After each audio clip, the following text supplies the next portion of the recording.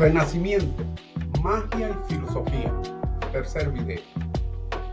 En Giordano Bruno, la naturaleza es el fin. Saludos. Continuamos con nuestra serie de videos sobre la filosofía en el Renacimiento, atendiendo el aporte de Giordano Bruno, quien abordaremos con la escuadra de la razón y el compás de la comprensión, como razonamos los masones.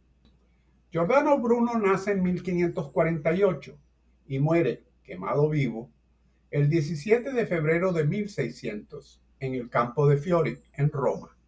Bruno es una mente inquieta, y entre sus obras se encuentran una variedad expresión de su espíritu buscador y amante de la vida en su expresión dionisíaca, en su infinita expansión, como lo describe el historiador de la filosofía Nicolás Abagnano. De ese amor por la vida nace su interés por la naturaleza, pero en Bruno es en realidad una religión de la naturaleza. Por eso se encuentra a gusto con el simbolismo numérico de los neopitagóricos. Para él, la religión le parece repugnante y absurda. La acusa de ser un conjunto de supersticiones que pretenden denunciar a la filosofía y a la magia como locuras, que lo que parece excelente razón es vil y criminal, que la naturaleza y la divinidad no tienen el mismo fin, que la ignorancia es la ciencia más bella del mundo. Sus obras, El espacio de la vela triunfante, La cábala de Cavallo Pegasio, El asino silénico, exponen una feroz sátira antieclesiástica e incluso ataca el misterio de la encarnación del Verbo. De igual manera critica al cristianismo de los reformadores, acusándolo de negar la libertad y el valor de las buenas obras e introducir el cisma y la discordia entre los pueblos. Toda esa religiosidad la llama la santasnalidad, y frente a ella se desarrollan, por verdaderos teólogos, quienes han buscado el camino para llegar a Dios. En esta auténtica religión concuerdan los filósofos griegos, los orientales y los cristianos.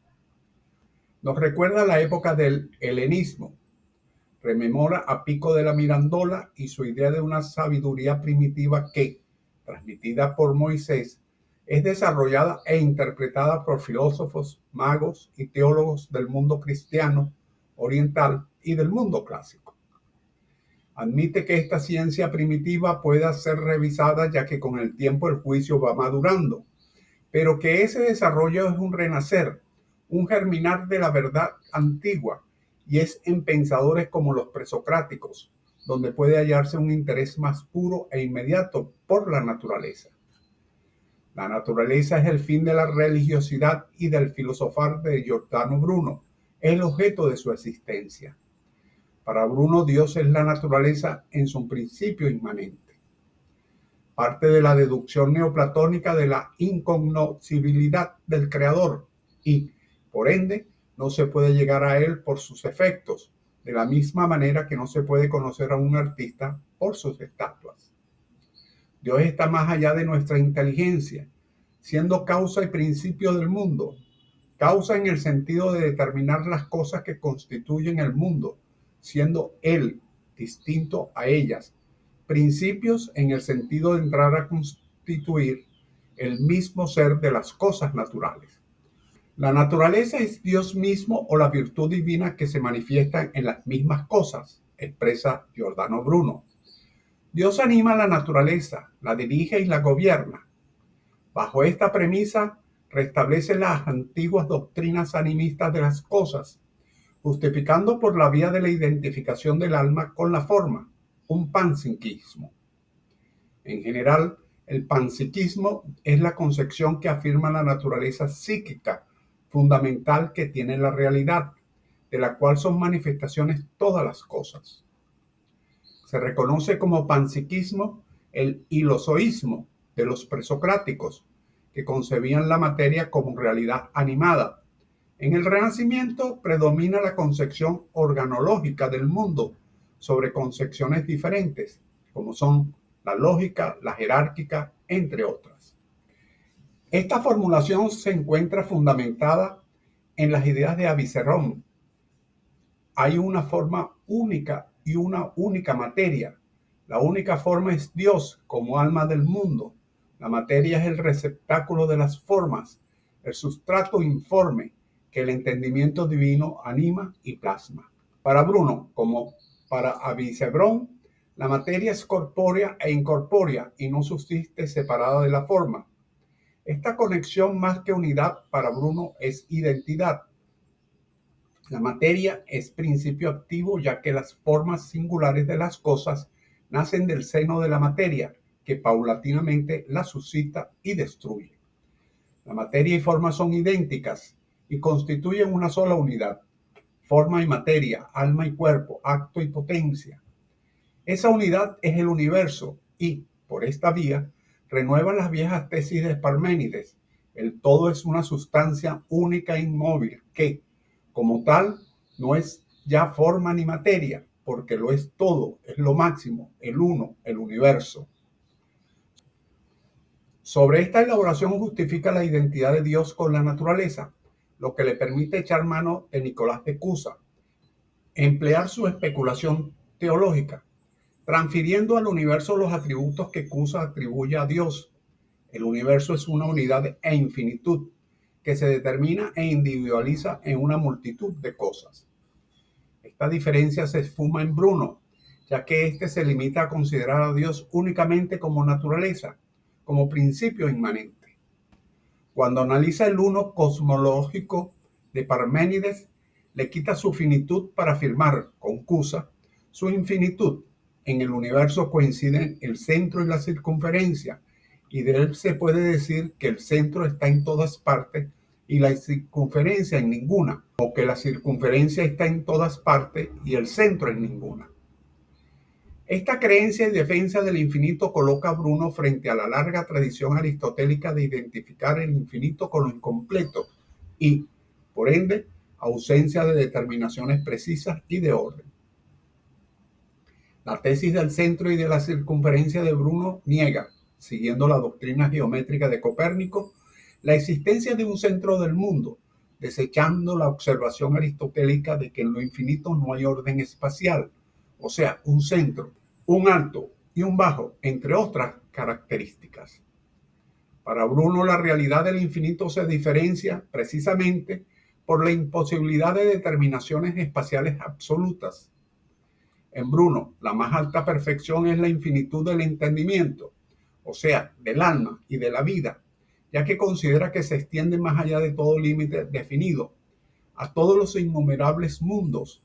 Sobre esta base eleva la religión de lo infinito, el amor a la vida y el interés por la naturaleza. Si en Bruno todo se reduce a un Dios naturaleza, se le presenta entonces un problema crítico. ¿Cómo se concilia la unidad inmutable del todo con la multiplicidad mudable de las cosas? Bruno diferencia el ser, que es el todo, de los modos del ser, que son las cosas. El universo comprende todo el ser y todos los modos del ser. Pero esto trae a colación otro problema. ¿Cómo son posibles tantos modos del ser si el ser es uno e inmutable? Para dar respuesta a esta interrogante, asume el camino matemático de los pitagóricos, señalando el punto de unión para sacar lo contrario. El punto de unión es el Dios naturaleza. Para comprender la relación entre el todo y las partes, reduce el universo a la estructura numérica para mostrar que su génesis depende del uno, la mónada, que es el origen de todo número. Así que el significado simbólico de los números y de las figuras geométricas, temas preponderantes de los neopitagóricos y de los exponentes de la magia renacentista, tiende a emanar todo el mundo natural de la década, o sea, de los 10 primeros números que a su vez derivan del 1. Siguiendo al neoplatonismo, el 1 o mónada es el principio de todo. 1 es la primera esencia, es infinito, es la causa primera, el principio. No es el mínimo indivisible del cual fluyen las especies naturales. 1 es el sol en el macrocosmos y 1 es el corazón en el microcosmos. El 1 es representado por el círculo. Del 1 emana la diada, de igual manera que del movimiento del punto nace la línea. Del 2 se estructura otros aspectos del universo. La bondad, al difundirse, crea el bien. La verdad, al propagarse, crea lo verdadero. Y así se determina la díada de la esencia y del ser compuesto. Materia y forma integran una díada. La potencia activa y pasiva es una díada. El acto primero y segundo, igual. Son dos las almas del hombre, la intelectiva y la sensible. Todas las oposiciones que se localizan en el dominio metafísico, físico y humano están constituidas por díadas. La tríada, representada por el triángulo, constituye los tres principios de la unidad, de la verdad y de la bondad, de la cual emana la otra tríada, de la esencia de la vida y del entendimiento, a la que siguen innumerables tríadas en el mundo físico y humano. La tétrada, sagrada para los pitagóricos, constituye el bien, el entendimiento, el amor y la belleza, las cuatro formas del conocimiento que Platón distingue: inteligible, pensable, sensible y oscuro. Los cuatro elementos de la geometría: punto, línea, superficie y profundidad. Los cuatro elementos que Bruno encuentra en el cielo, en el mundo intelectual, en el mundo espiritual y en el mundo sublunar. Del 4 emana la péntada y sucesivamente la hexada, la héptada, la octada, la eneada y finalmente la década, estableciendo las correspondencias entre estos números y los aspectos cardinales del mundo en su ordenación metafísica, física y humana. Por la vía de los neopitagóricos y neoplatónicos, Bruno concilia la unidad del universo con la multiplicidad de sus modos de ser. Por esta vía de la filosofía helenista, establece los grados de ascensión mística, agregándole dos a los de Plotino: la transformación de sí mismo en la realidad y la transformación de la realidad en sí mismo. Para Bruno, el grado último del hombre no es identificarse con Dios, sino con la res, o sea, con la realidad o la naturaleza. De allí que la última meta del conocimiento humano es la unión con la naturaleza, en su sustancial unidad, tal como el mito griego de Acteón, quien, al contemplar a Diana desnuda, es transformado en ciervo, pasando de cazador a pieza de caza. Así el símbolo del alma humana que, llegando a ver la naturaleza, se convierte ella misma en naturaleza. Recordemos que, para Bruno, el uno, la mónada, es la fuente de todo número, de todas las especies, es verdadera esencia del ser de todos. Y si no se ve en su esencia, en la absoluta luz, la ve en lo que engendra, que es semejante a ella, su imagen, porque de la mónada, que es la divinidad, procede esta mónada, que es la naturaleza, el universo, el mundo. Para Bruno, a diferencia del neoplatónico Plotino, el fin de la especulación filosófica no es el éxtasis místico de la unión con Dios, sino la visión maravillosa de la naturaleza en su unidad. En próximo video continuaremos con la serie Renacimiento, Magia y Filosofía Natural, abordando lo planteado por Tomás Campanella. Es cuanto, salud, fuerza y unión.